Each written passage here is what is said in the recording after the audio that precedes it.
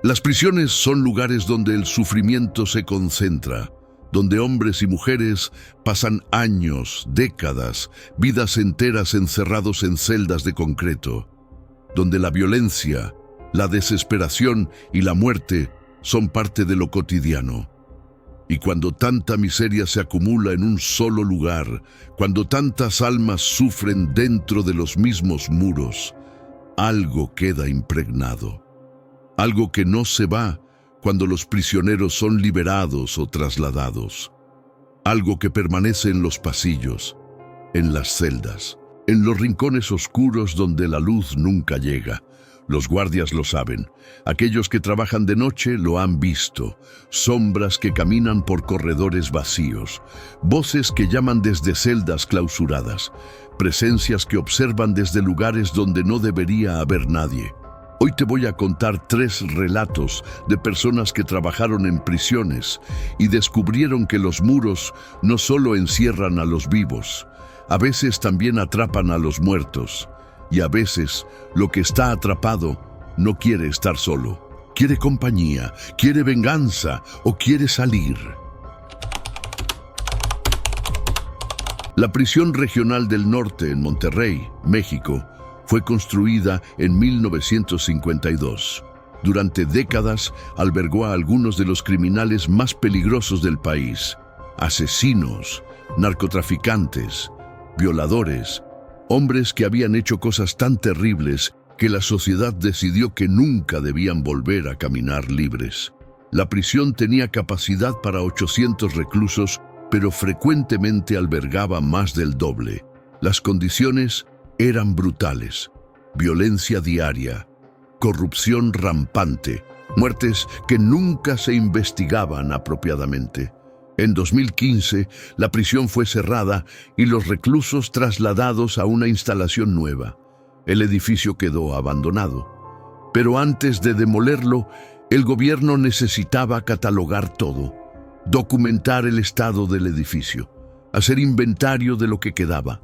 Para eso contrataron a Rodrigo Méndez, un inspector de propiedades gubernamentales. Rodrigo había trabajado en docenas de edificios abandonados. Escuelas, hospitales, oficinas. Nunca le habían molestado. Entraba, hacía su trabajo, salía, simple, profesional.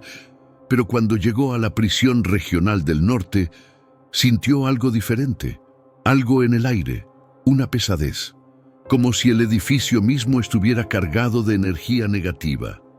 Entró con su equipo, cámara, tableta para notas, linterna potente. El edificio estaba oscuro. La electricidad había sido cortada meses atrás. Solo la luz natural que entraba por las ventanas sucias iluminaba los pasillos. Y esa luz creaba sombras largas, sombras que parecían moverse cuando no las mirabas directamente. Rodrigo comenzó en el primer piso, revisó las oficinas administrativas, la cafetería, la enfermería. Todo estaba en mal estado, pero nada inusual. Solo abandono, deterioro normal. Subió al segundo piso. Aquí estaban las celdas, hileras interminables de pequeñas habitaciones de concreto, cada una con una puerta de metal con una pequeña ventana, cada una diseñada para contener a un ser humano en el espacio mínimo posible. Rodrigo caminaba por el pasillo central. A ambos lados había celdas. Las puertas estaban abiertas. Los reclusos se habían llevado sus pertenencias. Solo quedaban los muebles fijos, camas de metal atornilladas al suelo, inodoros de acero inoxidable, pequeños espejos de metal pulido que no podían romperse para convertirse en armas. Y entonces Rodrigo llegó a la celda 217. Esta era diferente. La puerta estaba cerrada y sellada. Había cadenas envueltas alrededor de la manija y un candado industrial que parecía nuevo, como si alguien hubiera querido asegurarse de que esta celda específica permaneciera cerrada. Rodrigo frunció el ceño. Esto no estaba en los documentos. Se suponía que todas las celdas debían estar vacías y abiertas. Sacó su radio y llamó a su supervisor. ¿Por qué la celda 217 está sellada? Hubo una pausa larga. Luego una voz crepitante. «No entres ahí. Esa celda no necesita ser inspeccionada. Sáltala y continúa con las demás». Pero Rodrigo era meticuloso. No le gustaba dejar trabajo incompleto. «Necesito documentar todo. ¿Tienes la llave del candado?» Otra pausa. «Rodrigo, escúchame con atención. Esa celda está sellada por una razón. Ningún guardia entraba ahí, ni siquiera para limpieza. Hay una razón por la que está cerrada. Déjala así». Rodrigo sintió curiosidad mezclada con inquietud. «¿Qué razón?» El supervisor suspiró. «Investiga por tu cuenta si quieres. Pero yo te advertí, no entres ahí». La llamada terminó. Rodrigo se quedó parado frente a la celda 217. Podía seguir las órdenes, saltársela, continuar con su trabajo, o podía averiguar qué hacía esta celda tan especial, tan peligrosa que incluso después de que la prisión cerrara, alguien había decidido mantenerla sellada. Rodrigo decidió investigar. Salió de la prisión y fue a los archivos públicos. Buscó información sobre la celda 217 y lo que encontró lo perturbó profundamente.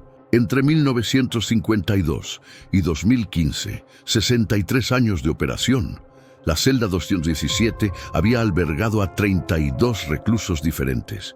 Ninguno había completado su condena ahí, porque todos habían muerto, 32 muertes, en la misma celda. Algunos habían sido suicidios, se habían colgado usando sus sábanas, otros habían sido asesinatos, apuñalados durante peleas con otros reclusos, algunos habían muerto de causas naturales, ataques cardíacos, aneurismas. Pero 32 muertes en una sola celda durante 63 años era estadísticamente imposible. Era como si esa celda específica estuviera maldita. Rodrigo encontró algo más inquietante. Los guardias habían reportado incidentes. Sonidos que venían de la celda 217 incluso cuando estaba vacía. Gritos, golpes en las paredes, voces suplicando ayuda. Y algunos guardias habían visto cosas. Sombras moviéndose dentro de la celda. Figuras que no deberían estar ahí.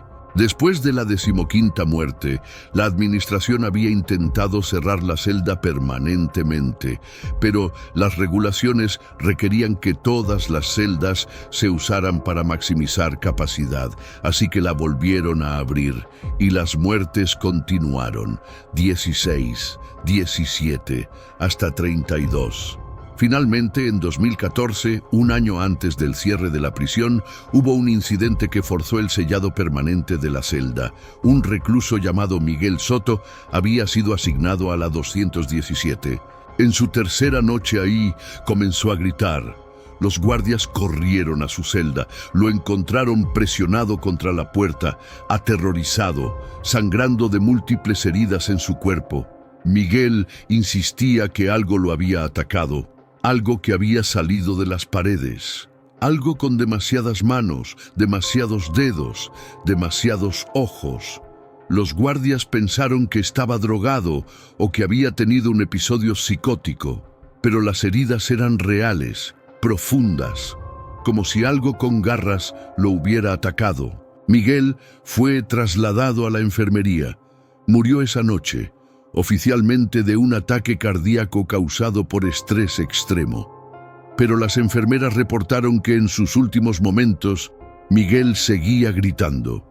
Decía que algo lo estaba jalando, que lo estaba arrastrando de vuelta a la celda, que no quería volver, que prefería morir. Después de eso, la celda 217 fue sellada. Nadie más fue asignado ahí.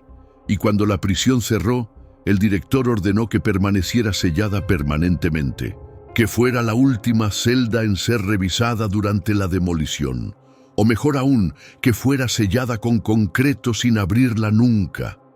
Rodrigo leyó todo esto y sintió un escalofrío, pero también sintió que necesitaba ver. Necesitaba entender qué había en esa celda. Regresó a la prisión al día siguiente, con herramientas, con una linterna más potente y con una determinación que ahora reconocía como estúpida. Cortó el candado, quitó las cadenas, abrió la puerta de la celda 217. El aire que salió era frío, mucho más frío que el resto de la prisión, y olía a algo podrido, a decadencia, a muerte vieja. Rodrigo entró con su linterna. La celda era idéntica a todas las demás. 3 metros por 2 metros, cama de metal, inodoro, espejo, pero las paredes eran diferentes, estaban cubiertas de marcas, arañazos profundos en el concreto, como si múltiples personas hubieran tratado de cavar su salida, y había escritura, mensajes grabados con lo que parecía ser sangre vieja. No estoy solo aquí, algo vive en las paredes, me observa cuando duermo, tiene demasiadas manos, no dejen que me lleve. Rodrigo sintió que el aire se volvía más pesado, más difícil de respirar. Y entonces escuchó algo, un rasguño, suave, constante, como uñas arrastrándose sobre concreto. Venía de dentro de las paredes. Rodrigo iluminó las paredes con su linterna. El rasguño continuaba, moviéndose, desde la pared izquierda, hacia el techo, hacia la pared derecha, como si algo estuviera caminando dentro de las paredes. Algo grande, algo que no debería caber en esos espacios estrechos, y entonces vio algo. En la esquina superior derecha de la celda, el concreto se estaba abultando, como si algo estuviera empujando desde dentro, la superficie agrietándose, polvo cayendo. Rodrigo retrocedió hacia la puerta, pero antes de que pudiera salir, algo agarró su tobillo, miró hacia abajo, una mano gris, saliendo del suelo de concreto como si fuera líquido. Los dedos eran largos, demasiado largos, con articulaciones extra y uñas negras y afiladas.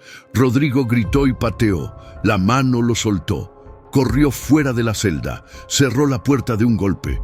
Podía escuchar algo del otro lado, arañando, golpeando, tratando de salir. Rodrigo corrió, salió de la prisión, no miró atrás, no regresó. Presentó su reporte diciendo que la celda 217 estaba en condiciones estructuralmente peligrosas y que debía ser sellada con concreto sin ser inspeccionada. Su recomendación fue aceptada. La prisión fue demolida 3 meses después. Pero cuando llegaron a la celda 217, los trabajadores se negaron a entrar.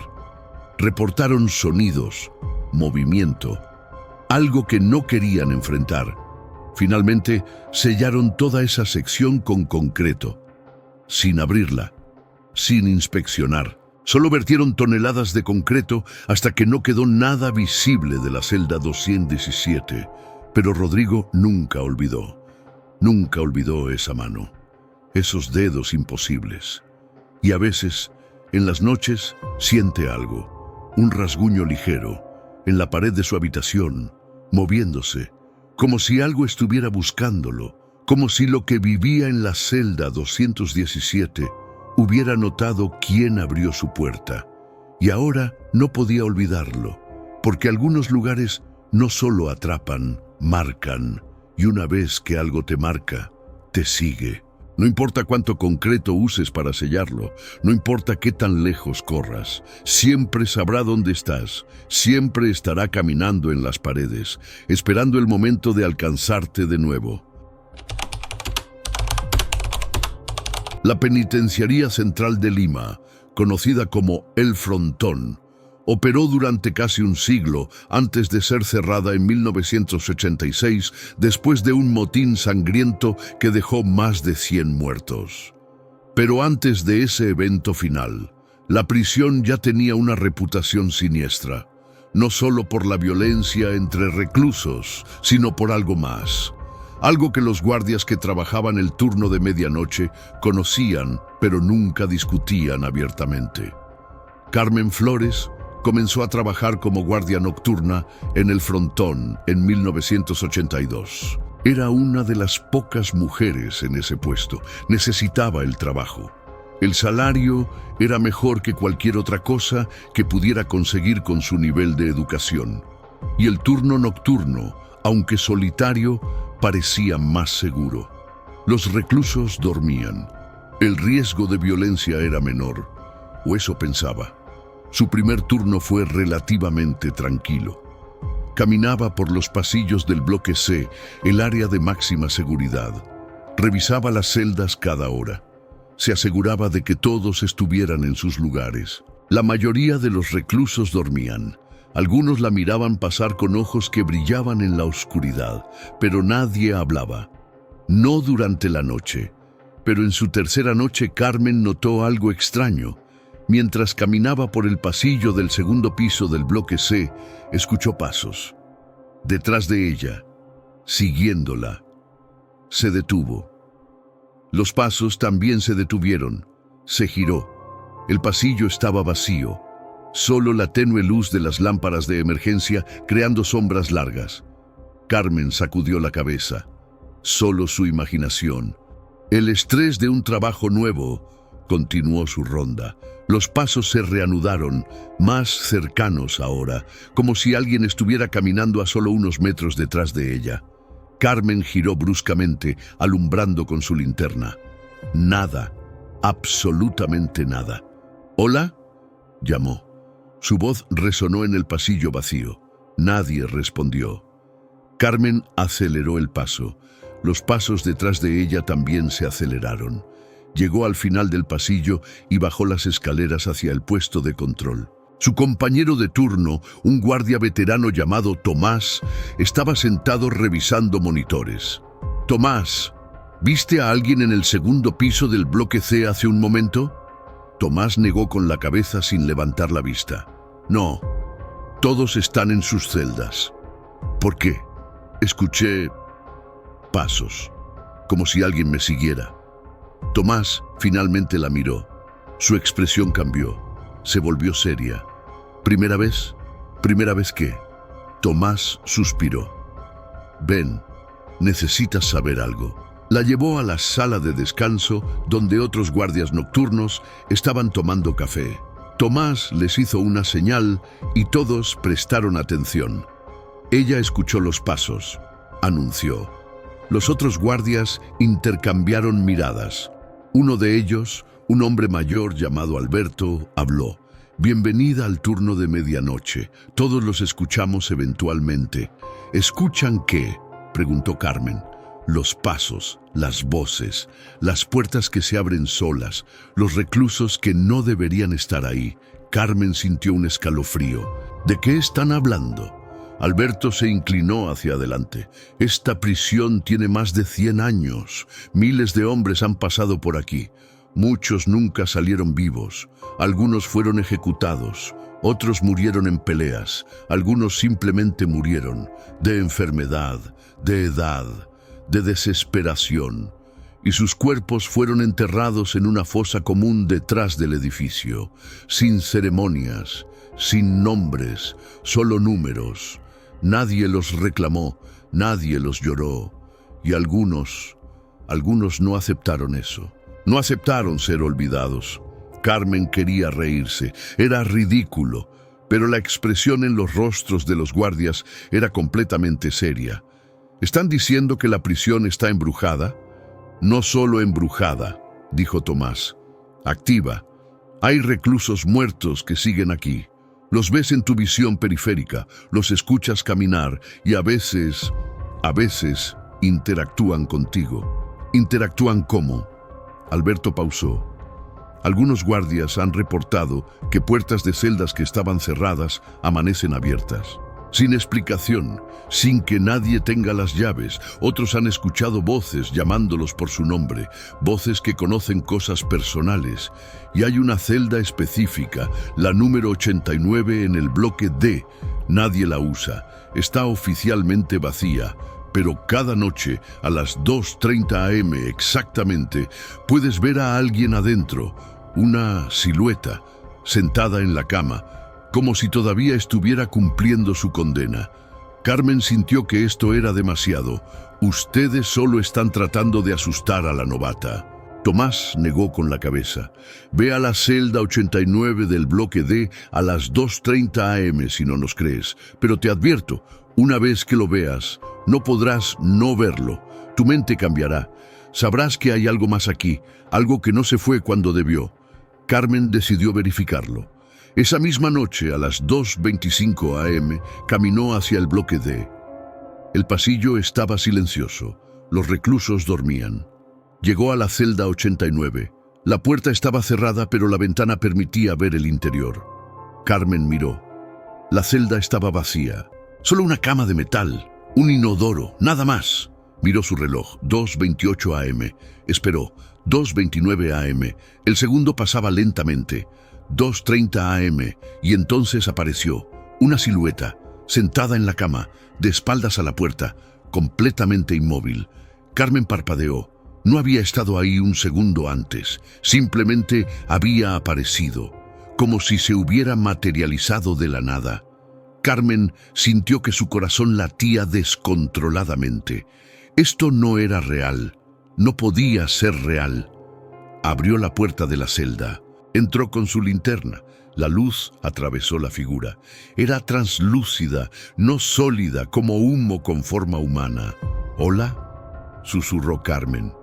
La figura no respondió, no se movió. Simplemente permanecía sentada, como si estuviera esperando algo, o como si estuviera atrapada en un momento específico, condenada a revivirlo eternamente.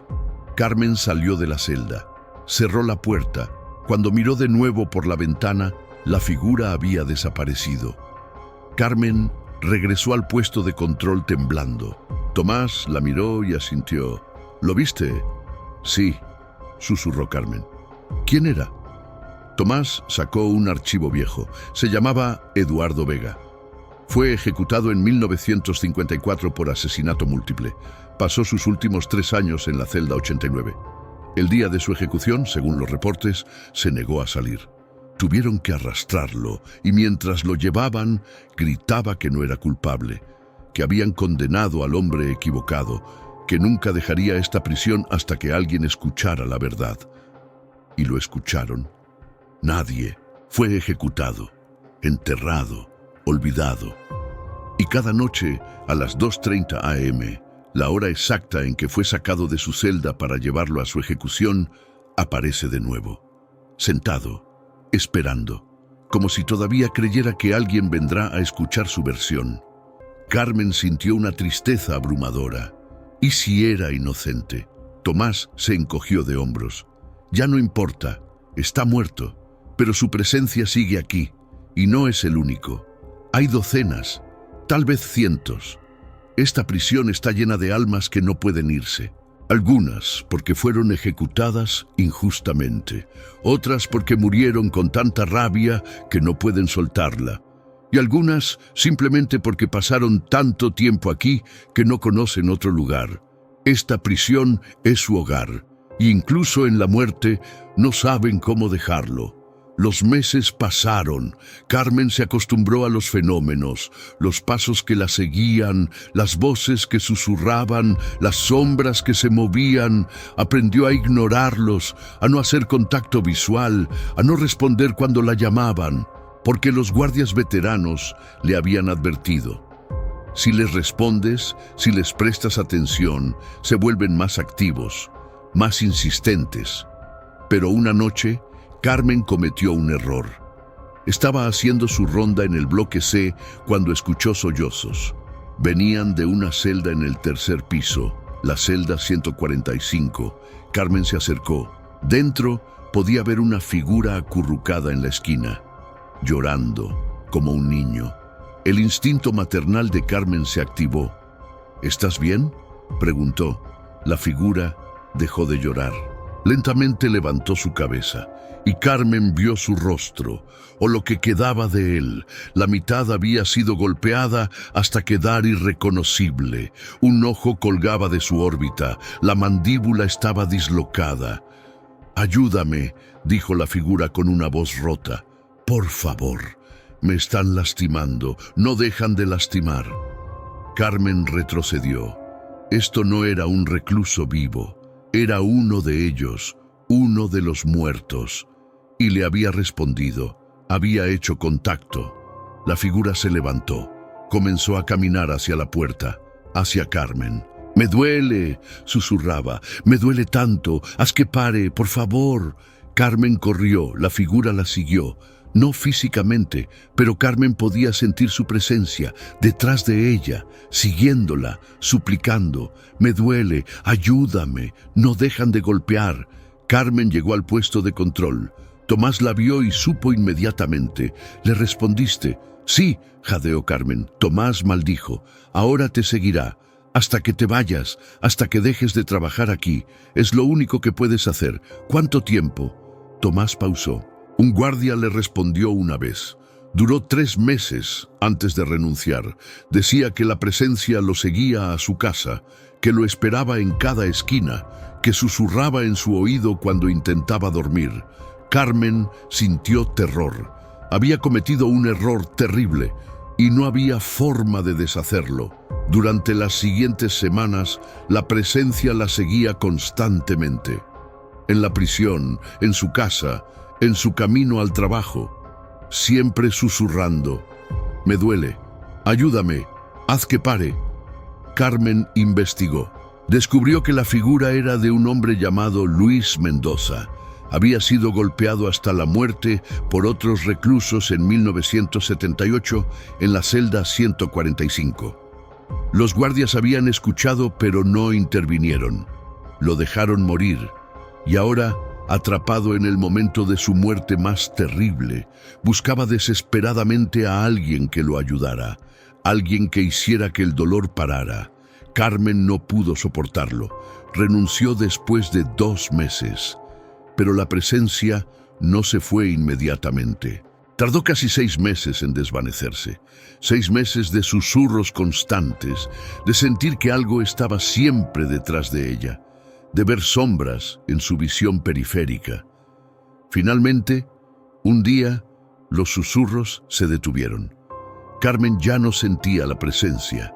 Había encontrado a otro guardia, alguien más que había respondido, alguien más que ahora cargaría con Luis Mendoza siguiéndolo, suplicando, buscando ayuda que nunca llegaría. Porque no puedes ayudar a los muertos, solo puedes escucharlos. Y una vez que los escuchas, ellos nunca te olvidan. La prisión de Lurigancho en Lima, Perú, fue durante décadas una de las más superpobladas y peligrosas de Sudamérica. Construida para albergar 1.500 reclusos, regularmente contenía más de 7.000. Las condiciones eran infernales: violencia constante, enfermedades, corrupción total. Pero había una sección de la prisión que permanecía vacía: el Pabellón 7, también conocido como el Pabellón Olvidado. Oficialmente, el Pabellón 7 estaba en reparaciones desde 1991. Pero los años pasaban y las reparaciones nunca comenzaban. La entrada estaba bloqueada con cadenas. Carteles advertían: acceso prohibido, estructura inestable. Pero los guardias sabían la verdad. No era la estructura lo que hacía ese pabellón peligroso, era lo que vivía ahí dentro. En 2010, un nuevo director llegó a Lurigancho. Se llamaba Fernando Castillo. Era un reformista. Creía que las prisiones peruanas podían mejorarse, que la superpoblación podía resolverse si se utilizaban todos los espacios disponibles. Cuando revisó los planos del complejo y vio que el Pabellón 7 estaba cerrado, ordenó una inspección inmediata. Los guardias veteranos trataron de disuadirlo. «Director, ese pabellón no debe ser abierto. Hay razones». «¿Qué razones?», preguntó Fernando. «¿Problemas estructurales? Contrataremos ingenieros. Si puede repararse, debe usarse. Necesitamos el espacio». «No es la estructura», dijo uno de los guardias, un hombre mayor llamado Víctor que llevaba 30 años trabajando en Lurigancho. «Es lo que pasó ahí». «¿Qué pasó?». Víctor pausó. En 1991 hubo un motín. Los reclusos del Pabellón 7 tomaron control. Tomaron rehenes. 3 guardias exigían mejores condiciones, negociaciones.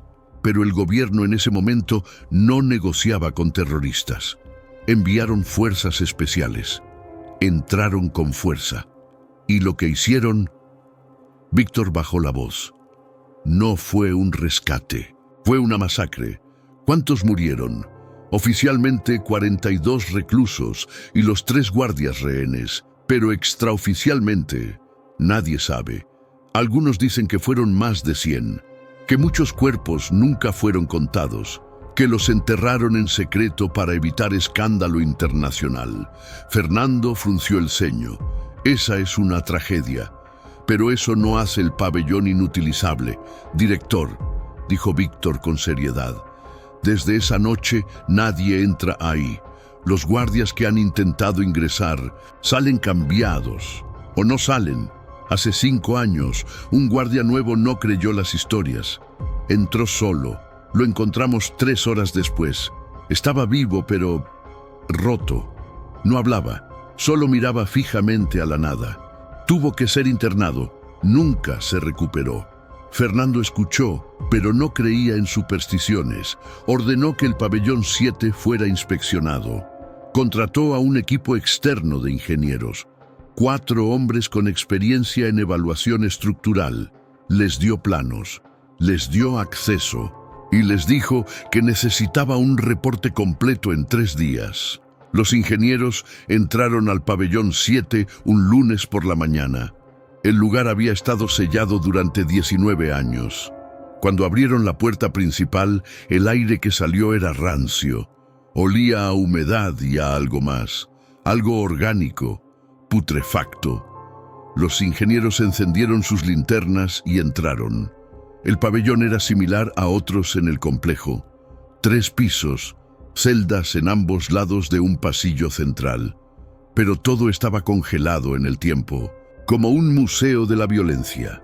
Había marcas de balas en las paredes, manchas oscuras en el suelo que claramente eran sangre vieja, puertas arrancadas de sus bisagras y objetos personales esparcidos, fotos, cartas, zapatos, pertenencias de hombres que nunca regresaron a recogerlas. El líder del equipo, un ingeniero llamado Pablo, comenzó a tomar mediciones. Revisó las paredes, el techo, las vigas estructurales. Todo parecía sólido. No había razón estructural para mantener el pabellón cerrado. Podría ser limpiado y puesto en uso sin problema. Pero mientras trabajaban, los ingenieros comenzaron a notar cosas extrañas. Sonidos, como si alguien más estuviera en el edificio. Pasos en pisos superiores cuando todos estaban en la planta baja. Puertas que se cerraban solas y una sensación constante de ser observados. Uno de los ingenieros, un joven llamado Carlos, subió al 2º piso para inspeccionar las celdas ahí. Mientras tomaba fotografías, escuchó una voz, débil, distante, como si viniera desde muy lejos. «Ayuda, estamos atrapados». Carlos se detuvo. «Hola», llamó. «¿Hay alguien aquí?». La voz se repitió. Más fuerte ahora. «Ayuda, no podemos salir, por favor». Carlos siguió el sonido. Lo llevó a una celda al final del pasillo, la celda 237. La puerta estaba cerrada. Carlos la abrió, y lo que vio lo dejó sin aliento. La celda estaba llena de hombres. 30, 40, tal vez más. Todos apiñados en ese espacio diminuto. Todos mirándolo con ojos desesperados. Algunos tenían heridas visibles, heridas de bala, heridas de cuchillo. Todos vestían uniformes de recluso viejos, de los años 90. «Ayúdanos», dijeron al unísono. «Estamos atrapados. No podemos salir, por favor». Carlos retrocedió tropezando. Esto no era real, no podía ser real. Corrió escaleras abajo. Encontró a Pablo. «Hay gente ahí arriba, en la celda 237, docenas de hombres, atrapados». Pablo y los otros corrieron arriba, llegaron a la celda 237. Pablo abrió la puerta. La celda estaba vacía, completamente vacía, solo polvo y telarañas. «Carlos, no hay nadie aquí». Carlos negaba con la cabeza. No, estaban aquí, los vi, todos me miraban, todos me pedían ayuda. Pablo miró a Carlos con preocupación. Tal vez necesitas descansar. La atmósfera de este lugar es opresiva. Puede jugar con la mente. Pero Carlos sabía lo que había visto. No había sido su imaginación. Había sido real. Tan real como cualquier cosa que hubiera experimentado en su vida. El equipo continuó trabajando, pero la tensión era palpable. Todos sentían que algo estaba mal, que no estaban solos, que los muertos de 1991 seguían ahí, atrapados en el momento de su muerte, reviviendo el terror una y otra vez. El segundo día, otro ingeniero desapareció. Se llamaba Miguel. Había ido al tercer piso a revisar el techo. Pasó una hora. No regresó. Pablo y los otros lo buscaron. Lo encontraron en una de las celdas del tercer piso. Estaba sentado en el suelo, con la espalda contra la pared, mirando fijamente a la nada. No respondía cuando le hablaban, no reaccionaba a estímulos. Llamaron a una ambulancia. Miguel fue llevado al hospital. Los doctores no podían explicar su condición. Físicamente estaba bien, pero mentalmente era como si se hubiera desconectado, como si su mente se hubiera ido a otro lugar y no supiera cómo regresar. Pablo decidió suspender la inspección. Esto no era seguro, no estructuralmente, sino de otras maneras que no podía explicar en un reporte oficial. Le dijo a Fernando que el pabellón tenía condiciones ambientales adversas que afectaban la salud mental y recomendó mantenerlo cerrado. Pero Fernando no aceptó eso. Necesitaba espacio. La prisión estaba a punto de explotar por sobrepoblación. Decidió ver el pabellón él mismo.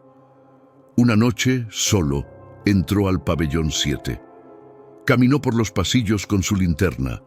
Vio las marcas de violencia, la sangre vieja, los objetos abandonados, y sintió lo que los otros habían sentido, una presencia, una sensación de que miles de ojos lo observaban desde las sombras. Llegó a la celda 237, la misma que Carlos había mencionado. Fernando abrió la puerta y los vio, exactamente como Carlos había descrito. Docenas de hombres, apiñados, mirándolo con ojos que habían visto horror indescriptible. Pero Fernando no huyó, se quedó y habló. «Lo siento», dijo. «Siento lo que les pasaron. Fue injusto, fue cruel.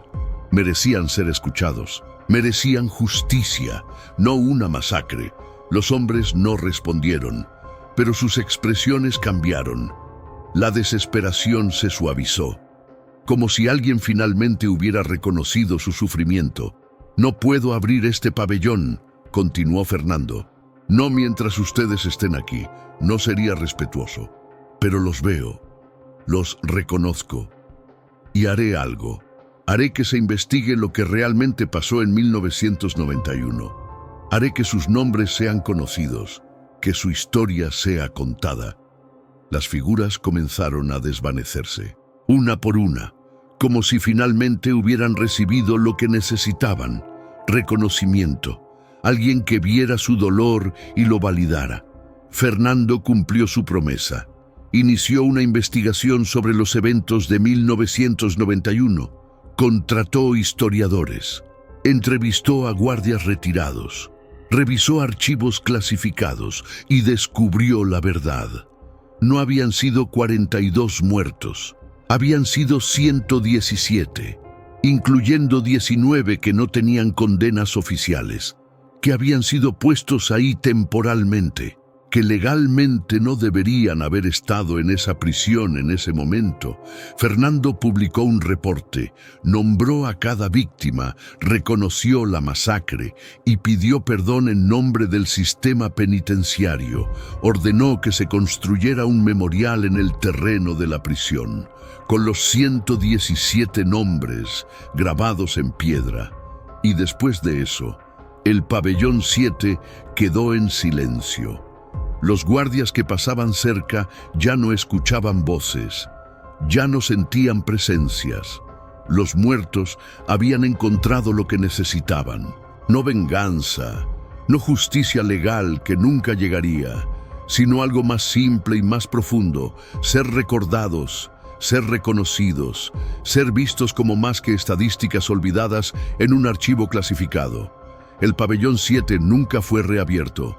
Fernando decidió mantenerlo como estaba, un memorial viviente, un recordatorio de lo que pasa cuando el sistema falla, cuando la violencia se elige sobre la negociación, cuando los seres humanos son tratados como números en lugar de personas. Y a veces, en las noches tranquilas, los guardias juran que pueden ver luces dentro del pabellón 7. No luces eléctricas, algo más suave, como velas, como si alguien estuviera ahí, no atrapado, no sufriendo, sino simplemente existiendo, recordando, siendo recordado. Porque eso es todo lo que los muertos realmente quieren. No volver, no vengarse, solo no ser olvidados, solo saber que su existencia, su sufrimiento, su muerte, significó algo para alguien, que dejaron una marca en el mundo.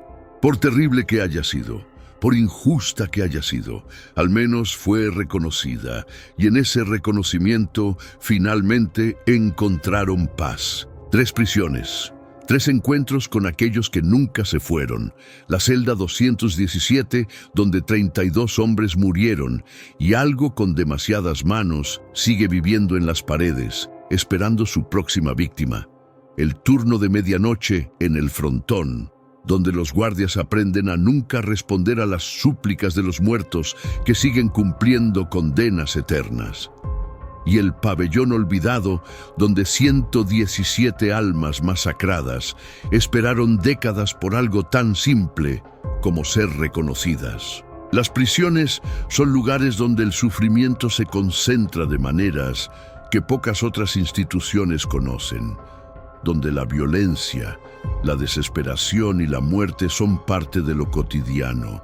Y cuando tanto dolor se acumula en un solo lugar, cuando tantas personas mueren sintiendo injusticia, rabia o abandono, algo queda impregnado, no solo en las paredes, en el aire mismo, en los espacios entre los barrotes, en las sombras que nunca reciben luz.